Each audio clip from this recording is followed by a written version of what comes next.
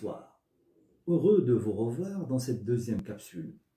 Celle-ci est réservée à une étude beaucoup plus proche du roman.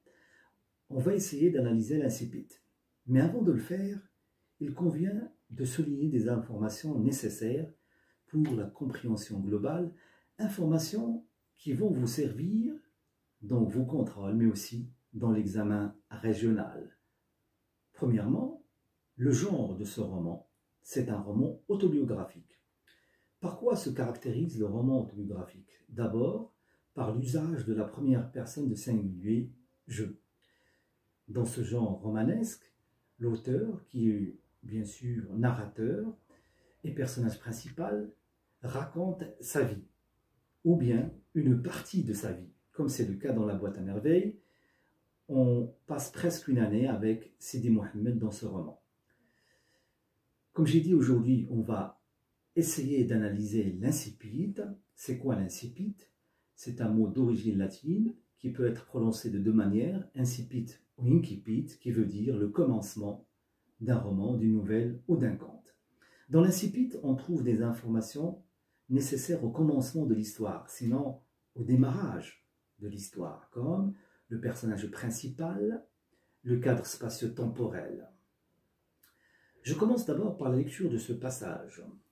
Le soir, quand tout dorme, des riches dans leur chaude couverture, les pauvres sur les marches des boutiques ou sous les porches des palais, moi, je ne dors pas. Je songe à ma solitude et j'en sens tout le poids. Ma solitude ne date pas d'hier. Je vois au fond d'une impasse que le soleil ne visite jamais un petit garçon de 6 ans dressé un piège pour attraper un moineau. Mais le moineau ne vient jamais. Il désire tant ce petit moineau, il ne le mangera pas, il ne le martyrisera pas. Ils vont en faire son compagnon. Les pieds nus, sur la terre humide, il court jusqu'au bout de la ruelle pour voir passer les ânes et revient s'asseoir sur le pas de la maison et attendre l'arrivée du moineau qui ne vient pas. Le soir, il rentre le cœur gros et les yeux rougis, balançant au bout de son petit bras un piège en fil de cuivre. Nous habitions d'Al-Chouafa, la maison de la voyante, effectivement au rez-de-chaussée habitée, une voyante de grande réputation. Des quartiers les plus éloignés, des femmes de toutes les conditions venaient la consulter. Elle était voyante et quelque peu sorcière, adepte de la confrérie des Gnawa, Jean de Guinée. Il s'offrait une fois par mois une séance de musique et de danse nègre. Des nuages de benjoin emplissaient la maison et les crotales et les gimbris nous empêchaient de dormir toute la nuit. Ce passage est très important, d'abord parce qu'il s'agit du commencement du roman, et c'est bien sûr l'incipit. Alors, ici, dès le commencement, nous avons deux narrateurs. Nous avons le narrateur adulte et le narrateur enfant, bien sûr. Il y a aussi, comme j'ai dit dans la première capsule, l'idée qu'il y a une souffrance liée à la solitude. Dans la phrase suivante, ou dans les deux phrases suivantes, « Je songe à ma solitude et j'en sens tout le poids. Ma solitude ne date pas d'hier » explique la grande souffrance de ce petit garçon, Sidi Mohammed, qui souffre de la solitude.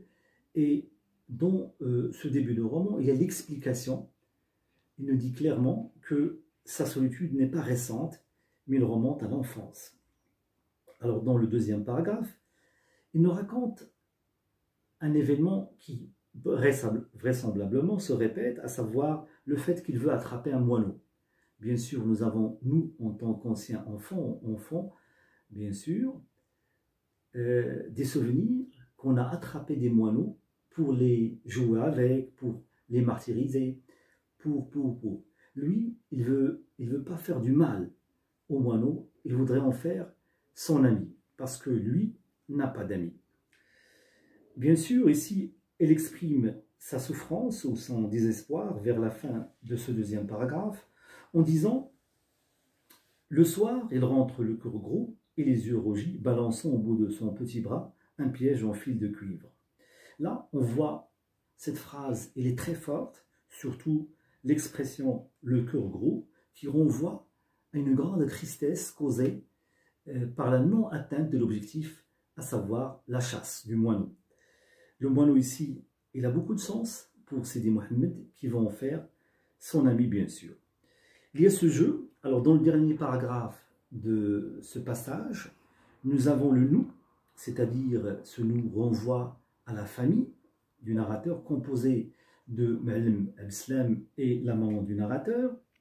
Il souligne ici l'espace où se déroulera la scène, voire pas mal de scènes, beaucoup de scènes dans ce roman, à savoir Dar Chouafa, écrit ici en italique. Vous allez remarquer en lisant ce roman que les mots marocains sont écrits en italique parce que ce ne sont pas tout simplement des mots français, ils sont écrits donc différemment. Alors on comprend ici que l'espace évoqué est une maison collective où la principale locataire est la voyante. D'ailleurs, la maison porte son nom, la maison de la voyante, ou bien on dirigea Dar Chouafa. Alors, il y a quand même une idée importante dans ce passage, c'est qu'on parle de ces séances de chant, de gumbri, de musique nègre, bien sûr, des gnawa. Alors tout ça, bien sûr, plonge, on va le voir après, dans d'autres passages de son roman, plonge ce petit garçon de 6 ans dans un monde de rêve, va faire de lui un enfant rêveur. D'ailleurs, lui, bien sûr, on peut aller loin vers l'analyse de ce passage en disant que être un enfant rêveur, c'est une sorte de préparation pour une carrière d'écrivain. Alors c'est un passage important qui met la base de la narration.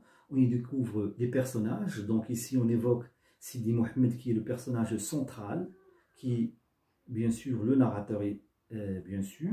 Et vous avez ici un personnage important, à savoir la voyante, hein, un personnage très important, bien sûr, qui fait une ambiance un peu différente dans cette maison collective où il y a pas mal d'habitants, disons de locataires, qu'on va découvrir dans d'autres passages.